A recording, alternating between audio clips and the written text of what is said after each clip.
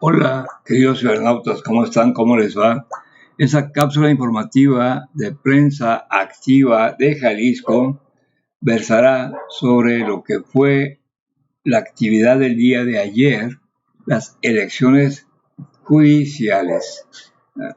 Esas elecciones judiciales, como podemos ver, fueron muy polémicas, ¿no? Hasta la fecha, después de que se hicieron las elecciones, la polémica sigue. El PRI dice que no sirvieron, que es un fraude, que es un engaño. El PAN también dicen lo mismo. Pero hay que recordar que estos partidos políticos también han hecho de las suyas. Tenían años, años y años haciendo de las suyas. Y nada democráticos que digamos. Eso lo sabemos bien. Porque el PRI, ¿cuántos años estuvo en el poder? Y tenía técnicas para conservar el poder, que el carrusel, que el acarreo, etcétera, miles de técnicas que tenían, ¿no?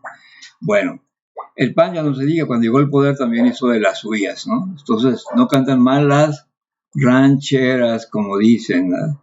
Aquí el asunto es que el día de ayer se celebró esta situación y creo que es muy bueno y positivo que se haya dado esta práctica. Es una práctica de democracia directa. Si estudiamos la historia de la democracia, al menos en el occidente, sin tomar en cuenta a nuestros pueblos indígenas, que ellos tienen otros sistemas diferentes a la fecha, resulta que en Grecia ya había la famosa democracia, democratos, el poder del pueblo. Los griegos hacían sus asambleas, sus eclexias en el anfiteatro, el teatro donde se juntaba todo el pueblo para la votación. Sin embargo, esta democracia griega no era perfecta. ¿Por qué? Porque las mujeres no votaban, los niños no votaban, niños, y los esclavos tampoco votaban. Dicen los expertos, los historiadores, que entre niños, mujeres y esclavos era la mayoría del pueblo, por lo que quedaba un grupo muy reducido de hombres libertos, que eran quienes tomaban las decisiones. Entonces, eso era una democracia, pues que no era democracia realmente, si lo vemos fríamente. Sin embargo, así era la concepción griega de la democracia.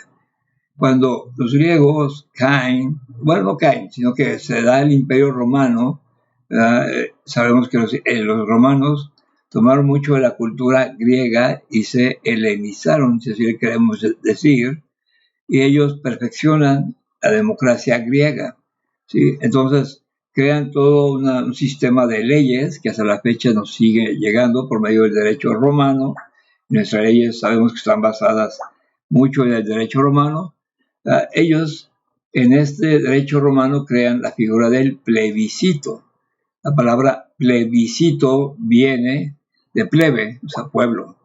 Resulta que el pueblo era el que también tenía forma de votar en la toma de decisiones, no solamente el Senado, y no solamente los patricios, y no solamente el emperador, sino que también se consultaba al pueblo por medio del plebiscito. Y así vamos pasando, llega un momento en que ya no hay democracia, sino monarquías, donde la figura del rey, la máxima autoridad, y él es el que decide, pone, quita, etcétera, ¿no?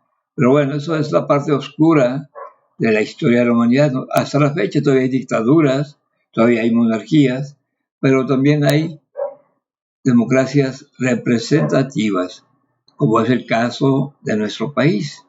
Nuestro país es una democracia representativa y como democracia representativa en sus leyes, en su constitución, está garantizada la representación del pueblo.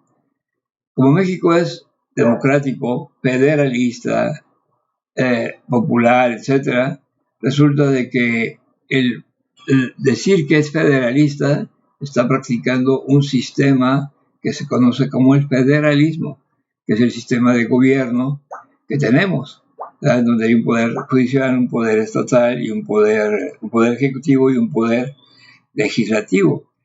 El poder legislativo y el poder ejecutivo pues hasta ahorita parece que está todo bien. El problema está en el poder judicial, ¿verdad? El poder judicial, ¿no? Por la gran corrupción que ha habido siempre en nuestro país, pues, ¿verdad? Y ya sabemos que sueldan criminales, etcétera, los jueces son muy sobornables, etcétera, sin dar nombres ni meternos en detalles, ¿no? Por eso es que era necesario que hubiera un cambio. Cedillo, cuando llegó, él no hizo consulta, nada, él simplemente quitó a los jueces y puso otros nuevos, ¿no? Y para que no le hicieran de todos, les dio altas pensiones, etcétera, etcétera, etcétera, ¿no? Entonces todos así quedaron contentos, pero no tuvo necesidad de consultar al pueblo, porque volvamos a repetir, el PRI, el PAN, eran lo que menos hacían, tomar en cuenta el pueblo. Sí, eso es una práctica nueva que se ha venido viendo ahora con esta nueva transformación, la 4 transformación.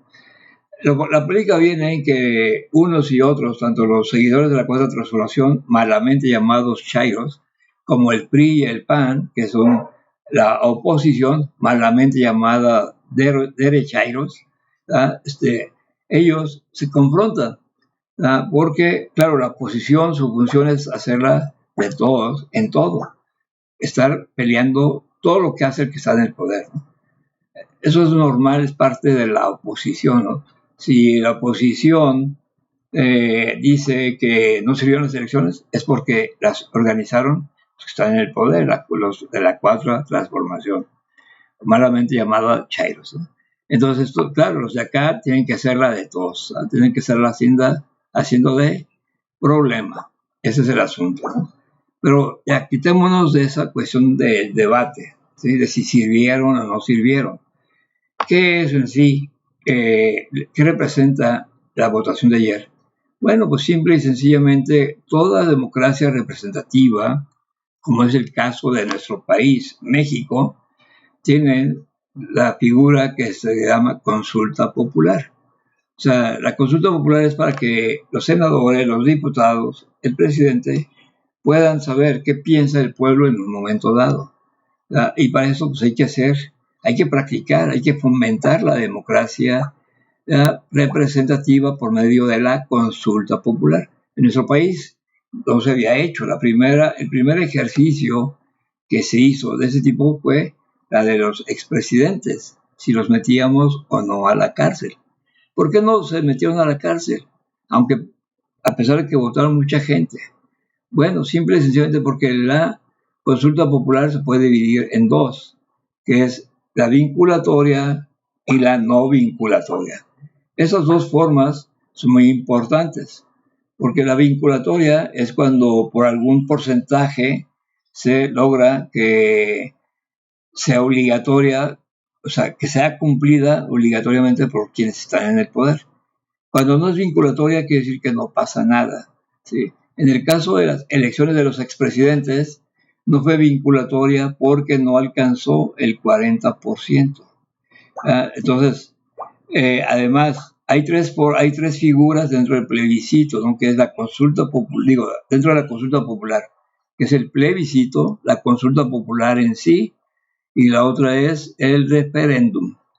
El referéndum se usa para cosas más legales, inclusive para que el pueblo pueda cambiar un artículo de la Constitución, ¿verdad? Entonces es algo más formal el referéndum. Lo de los presidentes, lo que fue un referéndum, solamente que no se alcanzó el 40% para que fuera vinculatoria. Por eso no se metió ningún expresidente a la cárcel.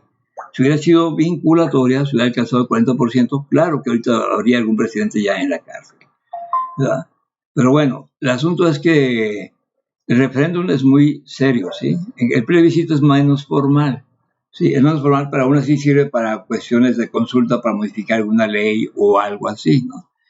Son prácticas, como les digo, y vuelvo a repetir, no se acostumbraban mucho, ¿verdad? Ni el PAN ni el PRI lo hacían, ¿sí? En cambio ahora con la cuarta transformación se está haciendo. La consulta popular es menos formal, ¿verdad? Pero sí se usa para saber qué piensa el pueblo sobre algún asunto, sobre algún detalle, y los gobernantes puedan, basados en esta opinión del pueblo, tomar una decisión. Bueno, pues aquí le dejamos Y felicidades al pueblo de México, ya que 13 millones de personas fueron a votar. Y claro que vamos a tener un cambio en el Poder Judicial. Bye. Hasta luego.